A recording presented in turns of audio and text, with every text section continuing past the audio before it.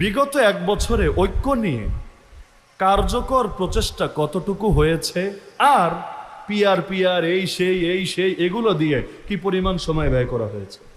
PR না হলে নির্বাচন মানি না, পিআর না হলে জুলাই সনদ মানি না, পিআর না হলে কোনো কিছু হবে না, অথচ ঐক্য হলে পিআর লাগতো না। এমনি মানুষ অপেক্ষায় ছিল আলেমদেরকে, ইসলামপন্থীদেরকে ক্ষমতায় পৌঁছে দেবে। লেকিন এই সমস্ত ইস্যু এসে মাঝখানে ঐক্যটাও ঠিকভাবে হয় নাই, হয়েছে হয় নাই এখনো পর্যন্ত দলাদলি কাদা ছড়াছড়ি সব ঠিকভাবে চলছে। মাঝখানে আজকে তো জুলাই সনদেও স্বাক্ষর হয়ে গেছে, হয় নাই? পিআর এসেছে পিআর ছাড়াই তো ভাই সাইন দিয়ে দিলেন ঠিকই, অথচ 2 দিন আগে বললেন পিআর না হলে জুলাই সনদে সাইন দেব না, আইনি ভিত্তি না পেলে জুলাই সনদে সাইন দেব না।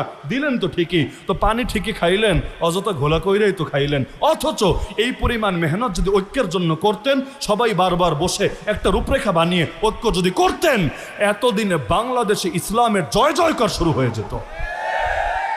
এখন তো মানুষের আশা ধীরে ধীরে কমে যাচ্ছে, বলে হুজুর আর আশা নাই, আপনারা এক হবেন না, আপনারা ঠিক হবেন না, আর আশা নাই। এখনো মানুষ কিন্তু অনেকে নিরাশায়। লেকিন আমি মনে করি এখনো যদি সবাই ঐক্যবদ্ধ হতে পারি, মানুষ কিন্তু ইসলামের পক্ষে আস্থা রাখবে ইনশাআল্লাহ। কে রাখবেন না? আপনারা রাখবেন না?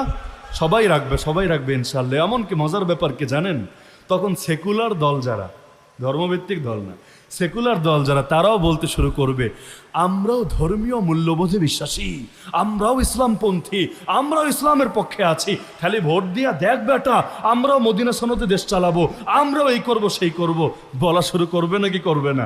নির্বাচন আসলে নামাজি বাড়ে না, নির্বাচন আসলে ওয়াজ মাহফিলে নতুন নতুন সভাপতিও দেখা যায় না, নির্বাচন আসলে ভোট চাওয়ার জন্য বহুত মানুষ বহুত ধান্দা করে না, বহুত ভাবের করে ভাই।